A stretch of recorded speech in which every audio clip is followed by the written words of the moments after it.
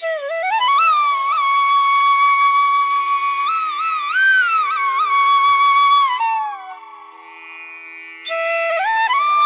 समय की बात है, शिवपुर नाम के गांव में रामू नाम का एक गरीब किसान अपनी पत्नी सीता, बूढ़ी माँ और नन्ही बेटी गुड़िया के साथ रहता था।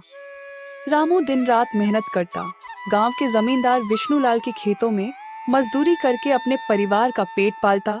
उनके पास अपनी थोड़ी सी जमीन भी थी, जिस पर सीता दिन भर काम करती, सब्जियां उगाती और हर हफ्ते लगने वाले बाजार में बेचने जाया करती। सीता की सब्जियां ताजी और हरी भरी होती थीं, इसलिए पूरा शिवपुर उसी से खरीदता। बाजार के दिन गली में उसकी आवाज गूंजती, आओ भाई आओ, ताजी हरी सब्जियां ले जाओ, बस 20 रुपया किलो। सीता बेटी कैसी हो और गुड़िया की तबीयत कैसी है? मैं ठीक हूँ काका, गुड़िया भी अब ठीक है। और काकी नहीं दिख रही आज। अरे वो तो मायके गई है, अब सारा रसोई का झंझट मुझे ही संभालना पड़ रहा है। सोचा क्यों ना सब्जियां तुमसे ले लूं। बहुत अच्छा किया काका, बताइए क्या दूं? 1 किलो टमाटर दे दो बेटी। लो काका, ये रहे आपके टमाटर। रामू की जमीन पर एक सूखा कुआं था। सालों से उसमें एक बूंद पानी भी नहीं था। गांव वालों के कुएं का पानी अपने खेतों की सिंचाई और खेती के लिए इस्तेमाल करती थी सीता। खेती के लिए वह पास के गांव के एक कुएं से पानी लाया करती, जिसका मालिक था कालूराम। अपने कुएं से पानी लेते देखकर कुएं के मालिक कालूराम को सीता से बहुत जलन होती थी। कालूराम को ये बात खटकती थी कि सीता उसके कुएं से पानी लेती है। एक दिन जब सीता अपने खेतों में मेहनत से काम कर रही थी, तभी वहाँ कुएं का मालिक कालूराम आता है। अरे सीता, कैसी हो? खेतों का काम कैसा चल रहा है? सब ठीक ठाक है? मैं ठीक हूँ चाचा, बस जैसे तैसे चला रही हूँ। मैं तुम्हें बहुत सालों से अपने कुएं का पानी देता आ रहा हूँ। अब मैं तुम्हें अपने कुएं का पानी नहीं दे सकता, क्योंकि गर्मियों का समय आने वाली है और मेरे कुएं में पानी बहुत कम हो गया है। देखो, मैं तुम्हें और पानी नहीं दे सकता। लेकिन चाचा, गर्मी तो अभी दूर है। अभी तो गर्मियों का समय आने में 2-3 महीने बाकी है। तब तक मैं अपने खेतों का काम कैसे करूँगी? आप ही बताइए चाचा। ये तुम्हारी दिक्कत है, तुम अपना समझो। मैं तुम्हें अपने कुएं का पानी नहीं दे सकता। माफ करना बेटी, ये तुम्हारी समस्या है, मैं पानी नहीं दे सकता। ये सुनकर सीता मन ही मन बहुत दुखी हो जाती है। सीता का दिल टूट गया।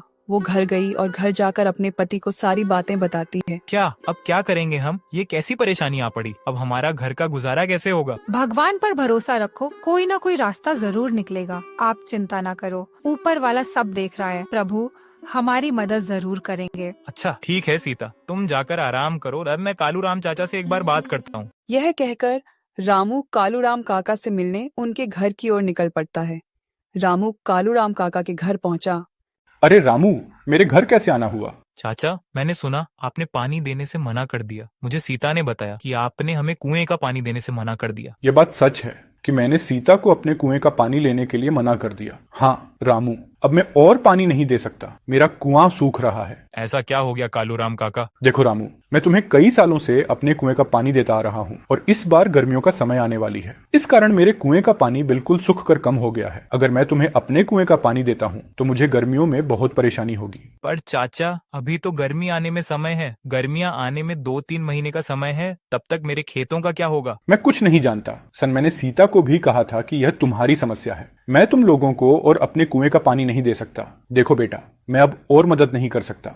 रामू कालूराम काका को कुएं का पानी देने के लिए मनाने का बहुत कोशिश करता है।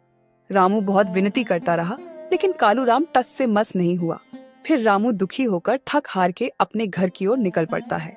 क्या हुआ? इस काका ने क्या कहा? कालूराम चाचा, नहीं, माँ ने काका ने पानी देने से मना कर दिया। कह रहे थे अगर मैं तुम्हें पानी देता हूँ तो मुझे गर्मियों में बहुत परेशानी होगी। पानी के बिना क्या होगा? हमारे सारे खेत तो सूख जाएंगे और हमारा गुजारा कैसे होगा? क्यों ना हम अपना सूखा कुआं खुदवा लें? वह जो हमारा पुराना कुआं है, उसको खुदवाने में कितना खर्च लगेगा? उसमें खर्च तो बहुत आएगा, कम से कम 10,000 तो लग ही जाएंगे। हमारे पास इतने पैसे तो हैं ही नहीं। अगर मैं खुद से ही कुआं को खोद दूं? अगर तुम खुद ही खुदाई कर सको? क्यों नहीं, अगर मिस्त्री कर सकता है तो मैं क्यों नहीं। अच्छा सीता, कल सुबह सुबह दोनों कुएं के पास चलेंगे। देखो सीता, उसमें एक भी बूंद पानी नहीं है, लेकिन हम कोशिश जरूर करेंगे। सीता जाओ, मुझे बहुत भूख लग रही है। जाओ, घर में जो कुछ भी है वो फटाफट लेकर आओ। इतने ही बीच में उन्हें एक आवाज सुनाई देती है। ये किसकी आवाज है?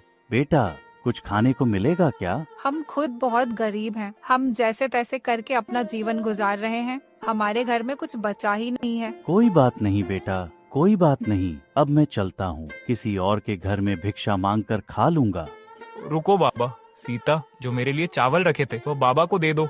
हमारे घर में बाबा को देने लायक कुछ भी नहीं है। केवल थोड़े से चावल थे जो तुम्हारे लिए बचा कर रखे थे। अगर वह बाबा को दे देंगे तो तुम्हें भूखा रहना पड़ेगा। रुकिए बाबा, सीता जाओ और मेरे हिस्से का भोजन वह जाकर बाबा को दे दो। तुम मेरी उसकी चिंता मत करो, मैं बाबा को भूखा जाने दूंगा तो मुझसे भी खाना नहीं खाया जाएगा। जाओ वह भोजन लेकर आओ। सीता ने रामू के हिस्से का खाना बाबा को दे दिया।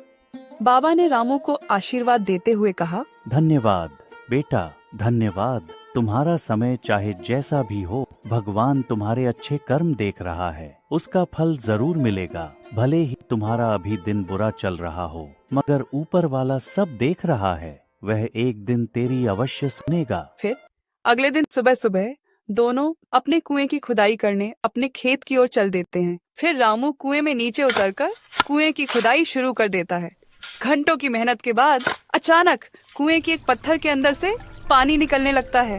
अरे यह पानी कहाँ से आ रहा है? मुझे तो अपनी आंखों पर विश्वास ही नहीं होता। मुझे लगता है यह सब मेरे अच्छे कर्मों का फल है जो मुझे मिला। बाबा जी सही कह रहे थे, तुम्हारे कर्मों का फल तुम्हें अवश्य मिलेगा। ऊपर वाले ने मेरी सुन ली। अब मैं इस पानी से अपने खेत की सिंचाई अच्छी तरह से कर सकूंगा। और ऊपर जाकर सीता से कहता है, सीता देखो, कुएं में पानी आ गया। यह हमारे अच्छे कर्मों का फल है। बाबा का आशीर्वाद सच हो गया। क्या आप सच कह रहे हो?